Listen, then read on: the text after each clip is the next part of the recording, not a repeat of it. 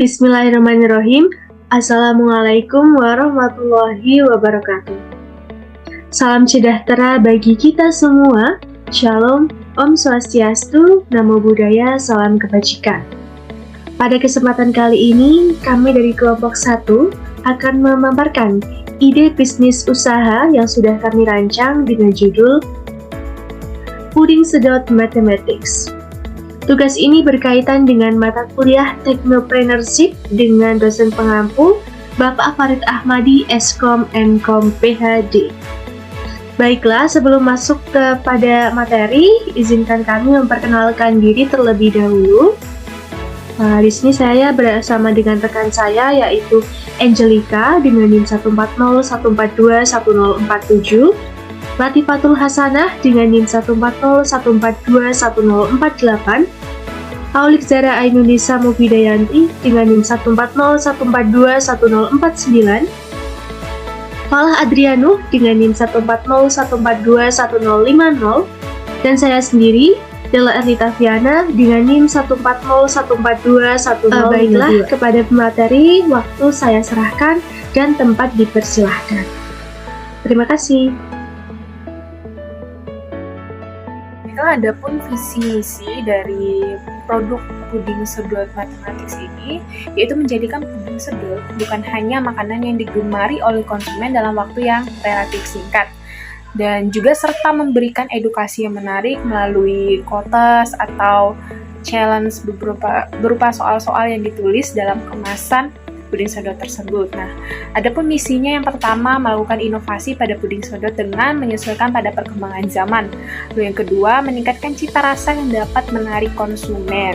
Dan yang ketiga, mengutamakan mutu dan kualitas dari produk tersebut. Dengan ada cita rasa, mutu dan kualitas dari produk tersebut, maka produk dari pudot atau puding sedot matematis ini akan terjual dan tidak relatif singkat di pasaran. Selanjutnya yaitu tujuan dari puding sedot. Nah, tujuan dari puding sedot ini adalah yang pertama dapat menguntungkan pelayanan agar konsumen puas. Yang kedua, menciptakan puding sedot yang berkualitas dan sehat untuk dikonsumsi. Yang ketiga, memberikan edukasi berupa challenge soal matematika dan yang lainnya, serta quotes yang kreatif sehingga pembeli tidak hanya tertarik pada cita rasanya saja, namun juga kepada kreativitas yang sudah dikemas menarik dalam produk puding sedot ini. Baiklah, selanjutnya saya akan menjelaskan tentang team building di kelompok kami. Di sini yang menjabat sebagai manajer adalah saya sendiri, yaitu Della Erlita Viana. Yang menjabat sebagai sekretaris adalah Latifatul Hasanah. Yang menjabat sebagai bendahara adalah Angelica dan Aulik Zara Ainunisa Mufidayanti. Dan juga yang menjabat sebagai promotor adalah Falah Adrianu.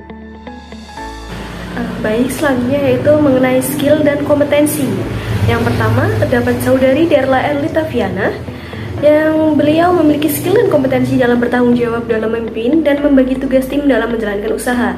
Yang kedua, saudari Latifatul Hasanah, dengan skill dan kompetensi membuat laporan kerja, membantu monitoring dan membuat program kerja. Kemudian yang ketiga, Angelica, yaitu mengatur dan mengelola keuangan usaha. Yang keempat, terdapat Falah Adrianu yang memiliki skill dan kompetensi memasarkan produk di media sosial dan mengelola media sosial usaha serta membuat inovasi-inovasi baru. Kemudian yang terakhir itu saya sendiri, Aulik Zara Ainunisa Mufidayanti, yang memiliki skill dan kompetensi dalam mencatat laporan keuangan dan monitoring alat-alat dan bahan produk. Nah, kemudian untuk program kerja ini yang pertama ada rapat tugas tim. Nah, jadi ini tim akan membagi tugasnya masing-masing. Mungkin ada yang di bidang ini, mungkin ada yang mengurusi bidang ini. Nah, kemudian setelah melakukan rapat tugas tim, kita akan merinci dan menghitung modal usaha. Nah, sebelum memulai usaha, harusnya kita harus merinci dan menghitung modal usaha kita. Berapa yang akan keluar untuk membeli alat dan bahan untuk membuat produk. Nah, kemudian setelah kita merinci atau menghitung modal usaha, kita akan mencari alat dan bahan membuat produk. Kita sudah nemu nih modalnya segini, perkiraan kita keluar modalnya segini. Nah, kemudian setelah itu kita akan mencari bahan dan alat dan bahan untuk membuat produk. Nah, kemudian setelah mencari alat dan bahan untuk membuat produk, kita juga harus mempromosikan. Nah, salah satunya dengan cara membuat akun media sosial, membuat iklan produk, dan memasarkan produk. Nah, contohnya simpel saja, seperti kita promosikan di media sosial. Mungkin kita posting di Instagram, di Facebook, di Twitter, dan media sosial yang lain. Nah, mungkin kita juga bisa dengan promosi manual, yaitu dengan cara promosikan langsung di lapangan. Nah, mungkin seperti itu. Terima kasih.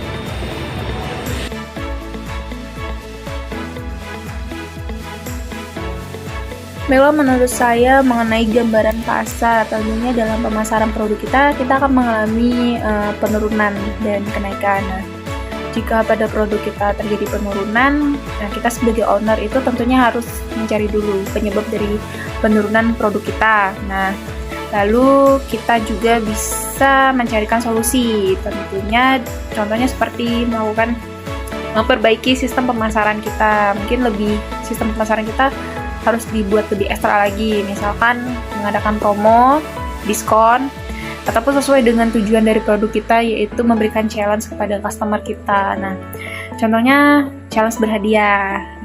Mungkin sewaktu-waktu itu kita bisa memberikan, jika terjadi penurunan, kita bisa memberikan challenge berhadiah. Misalkan di produk kita kan ada soal matematik. Nah, jadi kita buat soal matematik itu ada hadiahnya. Nah, jika customer kita bisa menebak atau menjawab dari soal matematik kita, mungkin bisa tag di Instagram. Nah, mungkin Instagram dari itu, mungkin kita bisa buat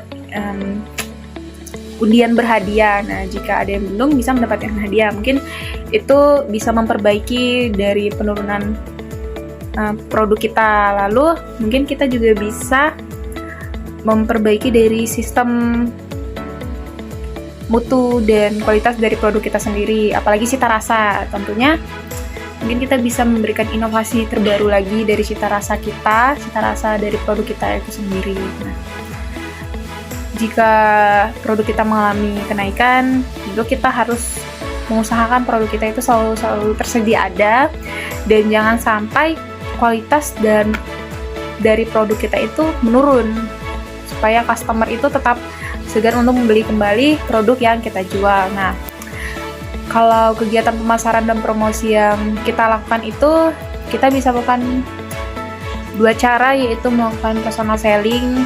Contohnya, kita sebagai owner itu langsung menawarkan produk yang kita miliki ke orang-orang di sekitar kita, dimulai dari keluarga kita atau kenalan kita seperti teman-teman mahasiswa, lalu kepada orang-orang misal masyarakat di sekitar ataupun anak SD. Lalu kita juga bisa melakukan promosi di media digital. Contohnya menggunakan media sosial seperti Instagram dan WhatsApp dalam mempromosikan produk yang akan kita jual. Kalau mengenai target atau segmen pasar yang kita tuju, produk yang kita tuju itu, target atau segmen pasar yang dituju itu biasanya individu atau perseorangan yang bisa jadi dari semua kelas sosial. Nah, jadi kita selain cita rasa dari produk kita tentu juga harus menjual produk yang terjangkau untuk semua kelas sosial. Bisa dari orang tua, mahasiswa, dan anak-anak SD pun bisa membeli dari produk kita itu sendiri. Nah, lalu produk kita ini tidak hanya dijual ke channel tertentu, jadi semua orang bisa merasakan dari produk kita itu sendiri. Nah, itu pendapat saya mengenai gambaran pasar dari produk Pudon Mathematics ini, yaitu dan target atau segmen pasar yang produk kita tuju. Terima kasih.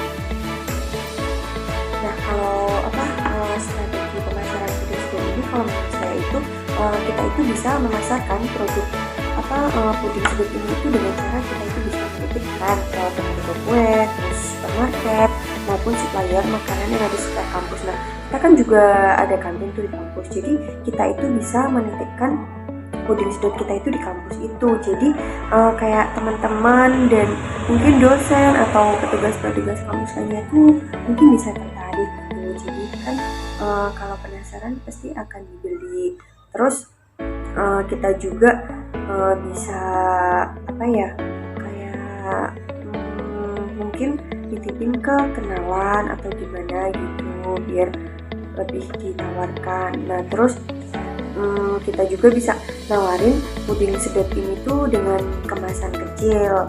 Misal kalau kemasan kecil itu dijualnya ya mungkin kisaran harga 5 ribuan kan. Terus kalau yang besar itu kita bisa jual mungkin kisaran harga 10 ribuan atau mungkin nanti bisa naiklah bisa belasan. Nah selain itu juga kita bisa strategi promosi kita tuh bisa dengan memanfaatkan media cetak kayak postur, brosur, terus nanti kita sebarkan ke konsumen-konsumen gitu, ke lingkungan kampus juga. Jadi biar orang-orang tuh pada tahu dan produk kita tuh bisa terkenal gitu lah, jadi banyak yang beli. Terus kita juga bisa mempromosikannya itu pakai strategi lewat media sosial. Kan sekarang tuh canggih ya zamannya, mungkin kita bisa nge-up IG, Twitter, Facebook, WA, seperti itu sih. Terus nanti juga kalau kita itu rajin menginformasikan produk kita itu, maka peluang kita tuh bakalan besar gitu, dan kita juga dapat keuntungan yang besar. Kalau kita lebih rajin lagi, kita benar-benar niat, pasti bakalan bisa. Kalau menurut pendapatku gitu. Baik, pendapat saya mengenai dampak dan risiko usaha dalam usaha puding sedot diantaranya ialah yang pertama, dampak positif mengenai usaha puding sedot ini ialah yang pertama harga yang sangat terjangkau, kemudian menggunakan bahan baku yang berkualitas. Puding sedot ini juga sehat karena tanpa bahan pemanis buatan, kemudian bentuknya masih unik karena masih jarang ditemukan puding dalam bentuk kemasan dan juga dikonsumsi dengan cara disedot. Kemudian yang kelima yaitu bisnis ini masih jarang ditemukan di berbagai tempat. Yang keenam, banyaknya permintaan masyarakat terhadap puding. Kemudian yang selanjutnya yaitu banyaknya masyarakat yang mengadakan acara sehingga menjadikan kita peluang untuk berjualan di acara tersebut. Kemudian dampak negatif menurut pendapat saya ialah kemungkinannya terjadi kekosongan stok. Kemudian yang kedua yaitu merek yang belum terkenal. Dan yang ketiga yaitu produk puding sedot ini tidak dapat bertahan lama pada suhu ruangan yang normal. Kemudian yang keempat, puding sedot ini tidak dapat dikonsumsi oleh penderita penyakit diabetes. Selanjutnya, pendapat saya mengenai risiko dalam usaha puding sedot ini ialah yang pertama, terdapat banyaknya pesaing lama. Kemudian yang kedua yaitu merek pesaing lama yang lebih terkenal. Yang ketiga, adanya masyarakat yang tidak menyukai puding. Dan kemudian yang terakhir yaitu terdapat bahan baku yang sewaktu-waktu dapat meningkat sehingga dapat mengubah harga. Terima kasih. Tentang rencana pengembangan usaha puding sedot, pastinya dengan pengembangan usaha ini akan memberikan banyak manfaat bagi berbagai pihak, terutama konsumen yang mereka pasti yang mengkonsumsi minuman ini akan mendapatkan manfaat berupa kesehatan. Nah, karena yang kita tahu ini puding sedot ini adalah minuman yang menyehatkan. Nah, kemudian menurut saya cara untuk mengembangkan usaha puding sedot ini mungkin dengan cara mempromosikannya lewat media sosial, lewat berbagai macam media lah. Baiklah teman-teman, menurut pendapat saya dari tadi kita belum membahas tentang bahan baku pembuatan puding sedotnya. Di sini saya menemukan sebuah artikel, sebuah resep dari puding sedot. Akan saya bacakan ya teman-teman. Yang pertama ada 1 kaleng susu kental manis putih, 2700 ml air jernih ya teman-teman, air yang sudah matang. Lalu 2,5 sendok makan maizena, 1 bungkus Nutrijel yang ukuran 15 gram, dan gula pasir sebanyak 250 gram, serta pewarna makanan atau pasta rasa. Nah, sedikit koreksi ya, menurut saya untuk bahan baku susu kental manisnya untuk 1 kaleng menurut saya berlebihan karena tidak sebanding dengan bungkus Nutrijel yang ada. Yang kita pakai kan bungkus Nutrijelnya 1, lalu gulanya 250 gram. Jadi kalau ditambah dengan 1 galon susu kental manis putih menurut saya terlalu banyak. Bisa kita kurangi mungkin 3 saset atau 5 saset sesuai dengan selera kita nanti. Yang penting tidak terlalu manis dan tidak terlalu tawar juga begitu. Lalu tahapan produksinya atau cara membuatnya yaitu yang pertama, masukkan susu kental manis ke dalam panci, tambahkan air, masukkan nutrijel, gula dan maizena, aduk sampai larut.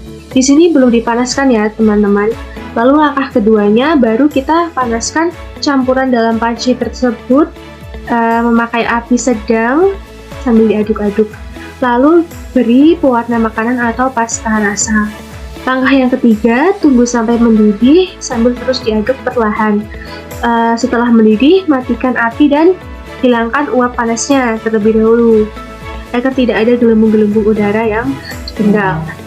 Langkah yang keempat, setelah uap panas hilang dan suhu sudah hangat-hangat kuku, tuang dalam kemasan. Kita bisa memakai standing porch ukuran 9x15 cm.